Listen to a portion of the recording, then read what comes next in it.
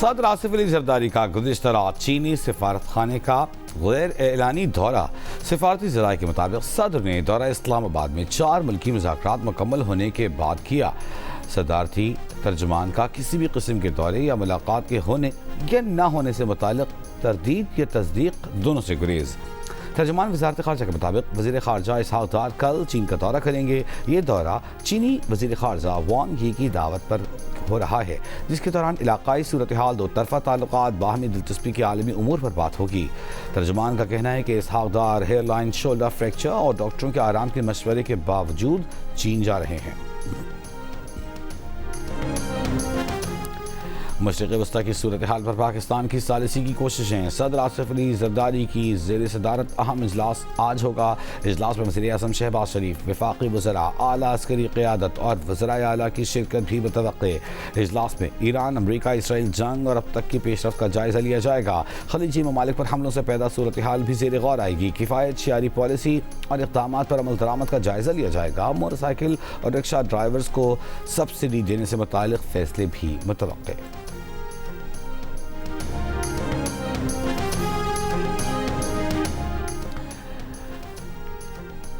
وزیر اعظم شہباز شریف کا کہنا ہے کہ بحران کے باوجود بر وقت فیصلوں کی بدولت ایندھن کی فراہمی میں کسی قسم کا تعطل نہیں آیا۔ موجودہ حالات میں قربانی کا سلسلہ حکومتی اخراجات میں کٹوتی سے شروع کیا۔ ملک میں موجودہ ذخائر اور عوامی ریلیف کے اقدامات پر جائزہ اجلاس میں وزیر اعظم نے کہا، کمزور اور متوسط طبقے کے لوگوں کو مزید ریلیف فراہم کرنے کے لیے کوشاں ہیں۔ ملک بھر میں ہفتے اور اتوار کو لاک ڈاؤن یا شٹ ڈاؤن کا فیصلہ کیا جا رہا ہے۔ اس فیصلے سے کاروباری طبقے کو نقصان ہوگا۔ کوئی بھی فیصلہ کرنے سے پہلے اسٹیک ہولڈر سے مشاورت کی جائے۔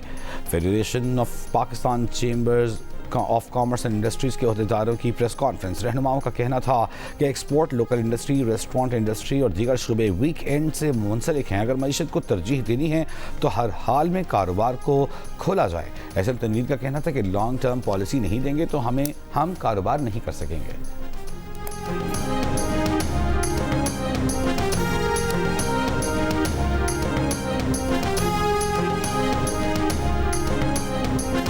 امریکی صدر ڈونلڈ ٹرمپ نے کہا ہے کہ ایران کے ساتھ مذاکرات میں پاکستان کے ذریعے پیش رفت ہو رہی ہے۔ ایران کے ساتھ ڈیل جلد ہو سکتی ہے۔ برطانوی جریدے کو انٹرویو میں ٹرمپ نے کہا کہ امریکہ ایران کا تیل قبضے میں لے سکتا ہے، خارج جزیرے پر قبضہ بھی کر سکتا ہے۔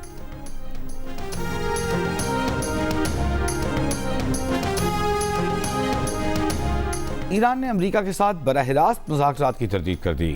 ترجمان ایرانی وزارت خارجہ اسماعیل بقائی نے کہا کہ امریکہ کے ساتھ براہ راست بات چیت نہیں ہوئی، پیغامات ثالثوں کے ذریعے پہنچائے گئے۔ ایران کو بھیجی گئی تجاویز زیادہ تر غیر حقیقت پسندانہ، غیر معقول اور حد سے بڑھی ہوئی تھیں۔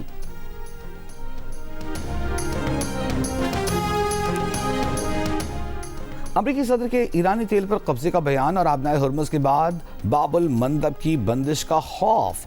برینٹ خام تیل کی فی بیرل قیمت 3% سے زائد اضافے کے بعد $116 سے بھی اوپر چلی گئی۔ WTI بھی 2.5% بڑھ کر $102 فی بیرل ہو گیا۔ ایشیائی کیپٹل مارکیٹ میں بھی شدید مندی۔ پاکستان اسٹاک ایکسچینج 100 انڈیکس میں 3% سے زائد کی کمی۔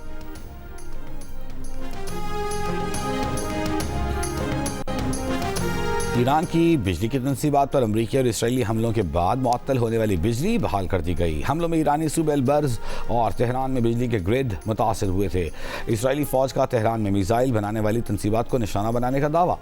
پاسداران انقلاب نے بحریہ کے کمانڈر علی رضا تنگسیری کی شہادت کی تصدیق کر دی۔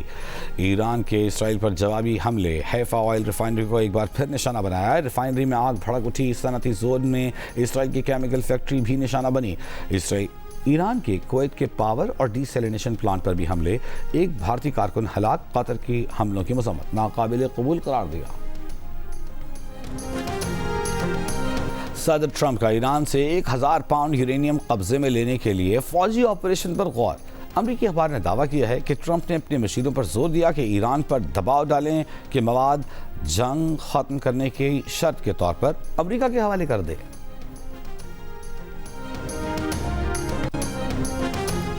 برطانیہ اور روس کے درمیان سفارتی کشیدگی میں اضافہ. روس کی وزارت خارجہ نے برطانیہ کی ناظم الامور کو طلب کیا. جاسوسی کے الزام میں برطانوی سفارتکار کو ملک چھوڑنے کا حکم دے دیا. برطانوی سفارتکار کو 2 ہفتوں میں روس چھوڑنا ہوگا. سیکیورٹی ادارے کے مطابق برطانوی سفارتکار نے روس کی معیشت سے متعلق معلومات حاصل کرنے کی کوشش کی. جاسوسی کے شواہد بھی ملے. برطانیہ نے روس کے کئی تجارتی بحری جہازوں کو بھی روک لیا. مارچ کے اختتام پر بھی بلوچستان اور خیبر پختونخوا میں برف باری. ضلع زیارت میں ژالہ باری سے چیری، خوبانی، آڑو کے باغات اور فصلوں کو نقصان. موسم پھر سرد. اسلام آباد اور راولپنڈی میں وقفے سے بارش. خیبر پختونخوا کے مختلف شہروں میں بارش. مکانات کی چھتیں اور دیواریں گرنے سے واقعات پیش آئے جن میں بچوں اور خواتین سمیت 15 افراد جاں بحق اور 40 سے زائد زخمی ہو گئے. کراچی میں کلفٹن زمزمہ پارک سے متصل سپر سٹور میں لگی آگ. 9 گھنٹے بعد بھی بے قابو. فائر بریگیڈ حکام کے مطابق بیسمنٹ میں سپر سٹورز کا گودام ہے. عمارت میں آگ کو پھیلنے سے روک دیا گیا ہے. آگ پر قابو پانے کی کوششیں جاری ہیں.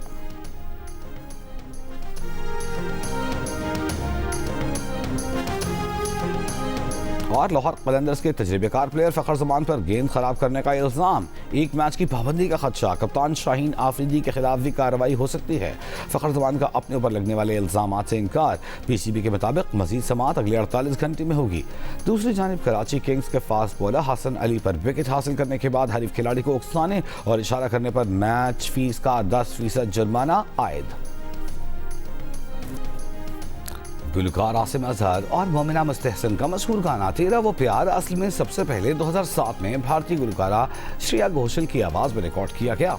مشہور موسیقار اور کمپوزر شجاع حیدر نے جی این اے سے بات کرتے ہوئے بتایا کہ اس وقت ان کا بھارت آنا جانا رہتا تھا. جب یہ گانا ریکارڈ ہوا تو شریا میوزک انڈسٹری میں نئی تھی اور ان کی آواز آج سے بھی زیادہ خوبصورت تھی.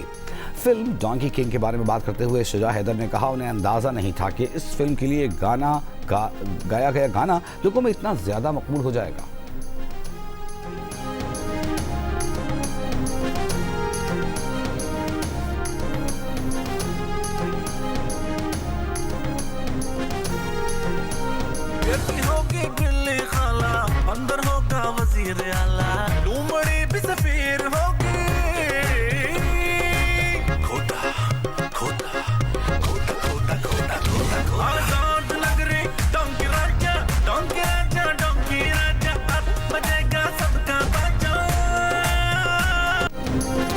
اور اداکار شان شاہد کی ایکشن فلم بھلا کی کامیابی کا سفر جاری.